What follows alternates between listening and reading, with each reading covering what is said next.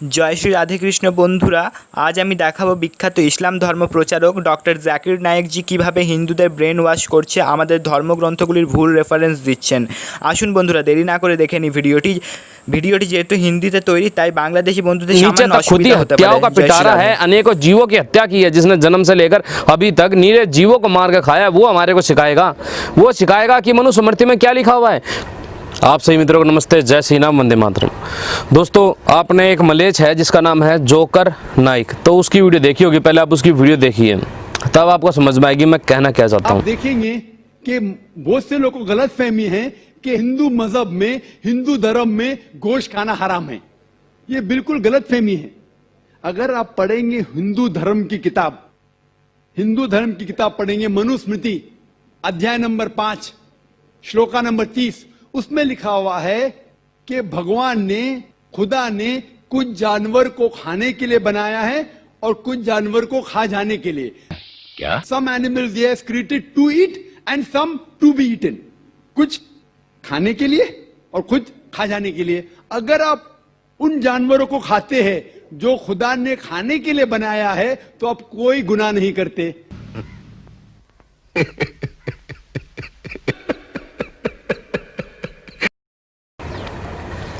आपने देखा इस वीडियो के अंदर ये हमेशा एक ही बात रखता है, चाहे कोई भी वीडियो, जब उसने ये सिद्ध करना होता है ना कि हिंदू भी मांस मीट खा सकते हैं, तो वो एक ही बात रखता है कि मनुस्मृति का 5वां अध्याय 30वां श्लोक, ये वो इस तरीके से।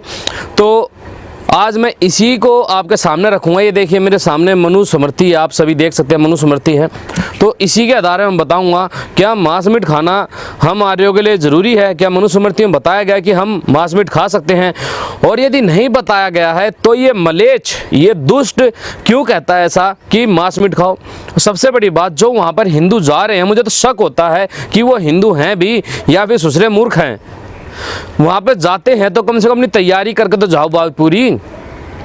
तुम्हें वहाँ पे जाने के बाद में सवाल पूछने की आदत है तो अपनी तैयारी करके जाओ, ताकि तुम उसका उचित उत्तर दे सको। और मैं इस बात को भी दावे से कह सकता हूँ, वहाँ पे काफ़ी व्यक्ति ऐसे भी गए होंगे जो कि उसको पूरा उत्तर दे पाए होंगे, लेकिन उसकी वीडियो कभी भी सोशल मीडिया पर या अपने इस चैनल पर वगैरह पर इन्होंने नहीं डाली होगी।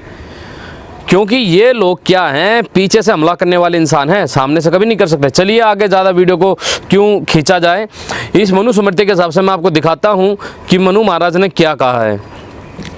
दोस्तों, 5वें अध्याय के पहले ही श्लोक में मनु महाराज कहते हैं कि जितने भी द्विज हैं सभी को, यानी कि ब्राह्मण, क्षत्रिय, वैश्य, शूद्र, सभी को जो दूषित पदार्थ हैं, जो तमस राजसिक प्रवृत्ति रखते हैं, उनको नहीं खाना चाहिए। जैसे कि लहसुन, प्याज, शलगम और अशुद्ध जगह पे हुए जो सब्जियां उगी हैं अशुद्ध जगह पर, वो नहीं इनका सेवन करना चाहिए, क्योंकि इससे क्या होता है, हमारे शरीर में तामसिक प्रवृत्ति उत्पन्न होती है।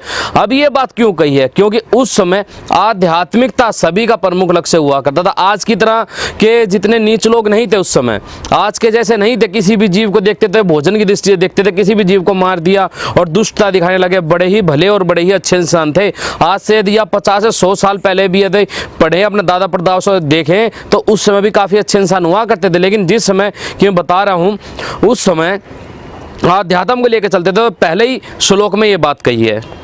चलिए आगे बढ़ते हैं। अब आगे देखते हैं क्या कहा है मनु महाराज ने।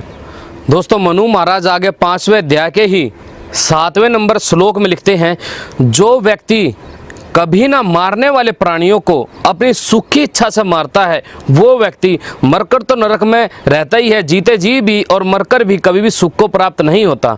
अब आप ये बताइए, ये बातें शुरुआत में ही मनु महाराज ने लिख दी हैं, ये बातें बता दी हैं, तो वो भला मांस का पक्ष कहाँ से लेंगे? उन्होंने तो स्पष्ट कह दिया है, जो व्यक्ति निर्दोष प्राणियों को मारता है सिर्फ अपनी सुख के लिए, अपने भोजन के लिए, उनके चमड़े आदि वस्त्र पहनने के लिए, तो वो व्यक्ति जीते जी कभी सुख में नहीं रह सकता, मरने के बाद में भी सुख में नहीं रह सकता, यानी कि अनेकों जन्मों तक वो नीचे निम्न कोटि की योनियों में पैदा होगा। यही इस बात का संकेत करते हैं। चलिए कुछ और आगे पढ़ लेते हैं, कुछ और सबूत मैं आपको मनुस्मृति से देता हूं। दोस्तों, मनुस्मृति में 5वें अध्याय के 8वें नंबर श्लोक में मनु महाराज लिखते हैं, जो व्यक्ति किसी भी प्राणी को मारने की इच्छा नहीं करता, किसी को कष्ट पहुंचाने की इच्छा नहीं करता, किसी को बंधन में डालने की इच्छा नहीं करता, वो व्यक्ति हमेशा ही सुख को प्राप्त होता है। अब आप मुझे ये बताओ, वो मलेच्छ जो कहता है कि मांस मीट खाओ, मनुस्मृति में लिखा है, तो भाई ये निषेध कर दिया गया है। कितनी बड़ी बड़ी बातें लिखी गई हैं तुम्हारे कुरान में, किसी में लिखा गया है ऐसा? बता दो लिखा गया हो तो इस दुष्ट की बातों में ना आए तो ही बढ़िया। एक प्रमाण और दे देता हूँ, यदि किसी मलेच्छ को अभी थोड़ी सी और खुजली बाकी हो तो वो देखकर निश्चिंत हो जाए। दोस्तों, इसी 5वें अध्याय में श्लोक नंबर 12 में मनु महाराज लिखते हैं, जो व्यक्ति किसी जीव को मारने की आज्ञा देता है, जो व्यक्ति किसी जीव को काटता है, जो व्यक्ति उस जीव को लेके जाता है और जो व्यक्ति उसको पकाता है, जो व्यक्ति उसको खाता है, ये सभी हत्यारे और पापी हैं। इन सबको इनके कर्म अनुसार ईश्वर की न्याय व्यवस्था में दंड मिलेगा और ये नरक के भोगी ही रहेंगे। तो आप मुझे बताइए, क्या मनु महाराज ने मनुस्मृति में कहीं कहा? और जिस 30 नंबर श्लोक की वो बात करता है ना कि मांस मीट खाना लिखा है, वो 30 नंबर श्लोक भी मैं आपको दिखा देता हूँ, उसमें है क्या। अब आप खुद देख लीजिए 30 नंबर श्लोक में है क्या भाई। इस 30 नंबर श्लोक में मनु महाराज लिखते हैं, कोई भी बर्तन मिट्टी का जिसको थूक से, मल मूत्र से या अशुद्ध पदार्थों से लीप दिया गया और उसको दोबारा आप अग्नि में भी पका देते हैं तो वो कभी भी शुद्ध नहीं माना जाएगा, उसको अशुद्ध ही माना जाएगा। ये बात लिखी है यार, इसमें कहाँ लिखा हुआ है कि मांस मीट खाओ। अब इस तुच्छ प्राणी से मैं यही जानना चाहूँगा, खैर ये तड़ी पार हो चुका है, निकल कर भाग चुका है, तो आतंकवादी है, मुसलमानों को भड़काता है, तो कहीं भी मनुस्मृति में मांस मीट खाने का पक्ष नहीं लिया गया है। सिर्फ और सिर्फ हिंदुओं को बहकाने के लिए, फुसलाने के लिए, उनका धर्म परिवर्तन करवाने के लिए, उनकी नज़रों में अपने जो वैदिक शास्त्र हैं, जो अपने आर्ष ग्रंथ हैं, उनको झूठा सिद्ध करने के लिए, उनको नीचा दिखाने के लिए व्यक्ति ऐसे प्रोपगंडे रचता है। दोस्तों, ये मलेच्छ हमारे को सिखाएगा क्या? ये मलेच्छ सिखाएगा कि क्या और क्या नहीं है। जो ऊपर से लेके नीचे तक खुद ही हत्याओं का पिटारा है, अनेकों जीवों की हत्या की है, जिसने जन्म से लेकर अभी तक नीरे जीवों को मार के खाया है, वो हमारे को सिखाएगा। वो सिखाएगा कि मनुस्मृति में क्या लिखा हुआ है। आप सबके सामने मैंने मनुस्मृति में से सबूत दे दिए हैं, आप खुद भी लेकर आओ भाई, खुद भी पढ़ो इसको, खुद भी आपको पता चलेगा मनुस्मृति में है क्या। खुद जवाब दिया कीजिए। और ऐसी कहीं पे भी जाएं तो पूरी तैयारी करके जाएं, सब कुछ करके जाएं। और यदि आप मान लीजिए आपको थोड़ा सा ऐसा लगता है तो वहाँ पे सपोज कह दें कि भाई यदि आपको शास्त्रार्थ करना है, इस बारे में और ज़्यादा जानकारी लेनी है, तो हमारे जो आर्य विद्वान हैं, आर्य समाज के साथ में शास्त्रार्थ करो, जब देखते हैं तुम्हारा क्या होगा क्या नहीं होगा।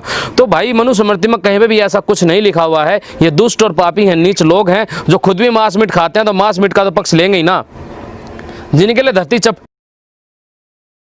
দেখলেন বন্ধুরা, এই মহাশয় মনুস্মৃতি থেকে সুন্দরভাবে রেফারেন্সগুলি তুলে ধরলেন এবং প্রমাণ করে দিলেন যে হিন্দুদের আমিষ ভোজনের অনুমতি নেই।